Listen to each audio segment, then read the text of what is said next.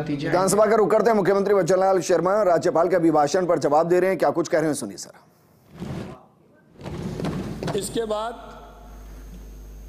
मैं उन सभी माननीय सदस्यों को धन्यवाद देना चाहता हूं जिन्होंने महामहिम राज्यपाल जी के अभिभाषण पर चर्चा में हिस्सा लिया है और लोकतंत्र के इस मंदिर को सारगर्भित किया है। मैं राजस्थान की जनता को भी धन्यवाद देना चाहता हूं जिन्होंने हमारी सरकार को बहुमत देकर हमें सेवा का अवसर दिया है।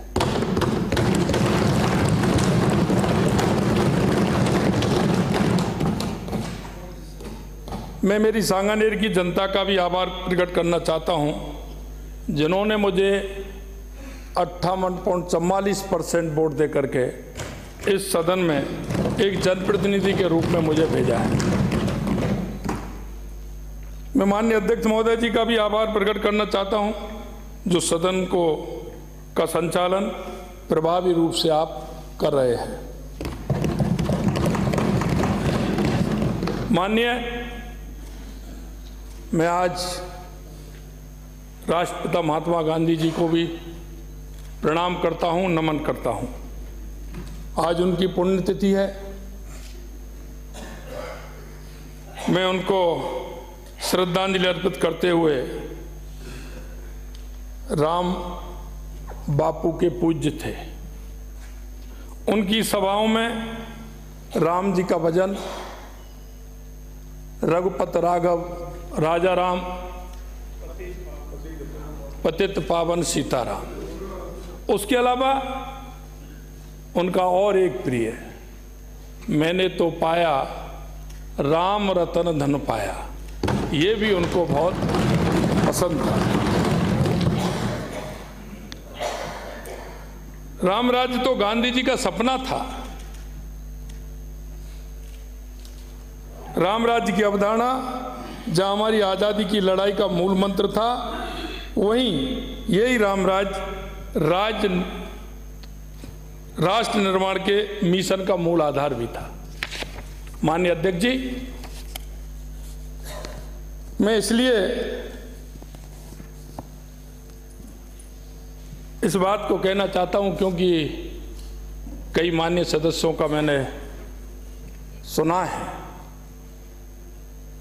और उन्होंने जिस तरह से बात रखी है, निश्चित रूप से उनका अधिकार है, लेकिन बात रखने से पहले थोड़ा सा हमें विचार भी करना चाहिए। और विचार इसलिए करना चाहिए कि राजस्थान की जनता ने हम सभी को इस पवित्र मंदिर में भेजा है। इसका एक एक मिनट का समय बहुत कीमती है। इसलिए मैं कहना चाहता हूं, हमारे माननीय यशस्वी प्रधानमंत्री जी भी कहते हैं कि विकसित भारत की संकल्पना देव से देश तथा राम से राष्ट्र तक के चिंतन का विस्तार है। यही नहीं, हमारे संविधान के निर्माता बाबा साहब भीमराव अंबेडकर जी ने भी संविधान की मूल प्रति के भाग 3 में अगर आप देखोगे तो भगवान राम, माता सीता और लक्ष्मण जी का भी उसमें सेक्टर 3 नहीं मैं कह रहा हूं, चैप्टर 3 ही कह रहा हूं, उसमें बहुत अच्छा सुंदर चित्रण है। मैं आपको बताना चाहता हूं कि माननीय प्रधानमंत्री श्री नरेंद्र मोदी जी का आभार भी व्यक्त करना चाहता हूं जिन्होंने 500 साल की सनातन की प्रतीक्षा को पूरा किया। किसी राष्ट्र के इतिहास में कभी कभी ऐसे दुर्लभ क्षण भी आते हैं जब सदियों का इतिहास सेकंडों में सिमट जाता है।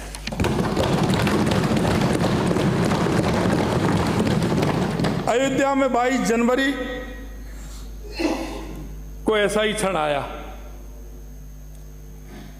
जब 500 वर्ष का इतिहास 84 सेकंडों में सिमट करके रह गया। देश ही नहीं, पूरा विश्व राम में हो गया। सदियों के संघर्ष एवं राम भक्तों के बलिदान के पश्चात यह सपना साकार हुआ है। नव्य भव्य दिव्य मंदिर में कमलासन पर विराजे श्याम सलोने रामलला के दिव्य दर्शन के जनगण धन्य हुआ है। माननीय अध्यक्ष जी, हमारे जन जन की आस्था के प्रतीक भगवान श्री राम के मंदिर की प्राण प्रतिष्ठा को भी विपक्ष के माननीय सदस्य राजनीतिक चश्मे से देख रहे हैं। मैं आपसे निवेदन करना चाहता हूं कि हमारा दृष्टिकोण, हमारी दृष्टि, इसे हमने देखना होगा। इनको यह पता होना चाहिए कि जिन्होंने राम और राम सेतु को काल्पनिक बताकर नकार दिया था, उनको जनता ने भी नकार दिया है।